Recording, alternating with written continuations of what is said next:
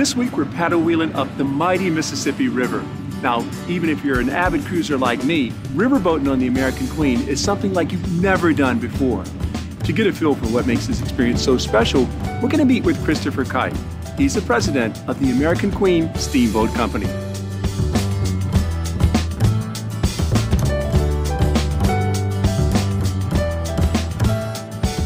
I think avid cruisers may want to relate this to a product they've experienced in the past, but it's also unlike river cruises in Europe.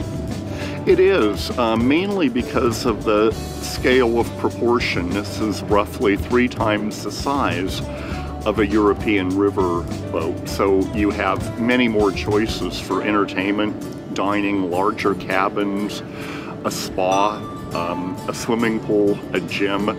So being 3 times the size but still only carrying 430 people gives you kind of an intimate setting with still a lot more amenities than your typical riverboat anywhere else in the world. And also, unlike a river cruise in Europe, you're not locked into assigned dining times. What are the options here on American Queen? We have 2 or 3 alternative dining venues, all of whom have no surcharge, which is kind of nice in today's world. They're all elegant casual, no dress code, which seems to go over well with most people. But you can have breakfast, lunch, or dinner in 2 or 3 different areas, depending on what kind of mood you're in. Can you tell me about the staff on American Queen? We have all American staff. I mean, every crew member is American, which is a federal requirement. But even if it weren't, it's one that we're really thrilled with. We've hired truly, I think, exceptional people, many of them from Memphis, where we're home ported. And in the survey cards at the end of the voyage, people comment on the friendly staff, the southern graciousness, the charm. And it's an odd thing, having spent decades on foreign flag cruise ships, having the American crew adds an at-home feeling to it, where the bartender can talk about the baseball score or what there is to see in downtown Chicago. And it tends to create a bond with our passengers that you might not get on a foreign flag ship. What's the experience you're trying to deliver on the American Queen? Is it Americana, nostalgia, Mark Twain, or Mississippi River, or something else?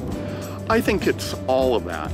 I think for many passengers, being close to home in America is a comfort factor for vacations. If you look at the nightly news, at least some parts of the world now are a bit exciting. I think being close to home appeals to a lot of people. Once they're on board, virtually everything is included: bottled water, soft drinks, wine with dinner nightly, free internet. How many times on an ocean-going ship have you paid $1 a minute for pokey internet service? Having the shore excursions included is a huge deal because 1/3 of our time is spent ashore. Again, making it more like a land program really than an ocean-going cruise in some ways. And the surveys of our passengers, roughly 95% of all of them rate the number of inclusions a key factor in making them decide to do this vacation. Now, this company has had something of a rebirth. For people who might remember the American Queen back in the 1990s, what's changed? I think there's a much greater, and I was on this boat all the time in the 90s, I think we have a much greater emphasis now on the entire vacation by including the shore excursions. Much more attention is being paid to the land part of the vacation. We own the steam coaches and employ the people doing that. So that land component is much more joined up with the onboard product than it ever was before. I think the onboard product in terms of dining and service is far better than it ever was a decade or 2 ago. And I think making it a more inclusive vacation, much like river cruises in Europe or a premium cruise line like Regent. I think that has made it a much better holiday, bundled together than it ever was before. Well, Christopher, thanks for taking time with us on this beautiful day on the Mississippi River.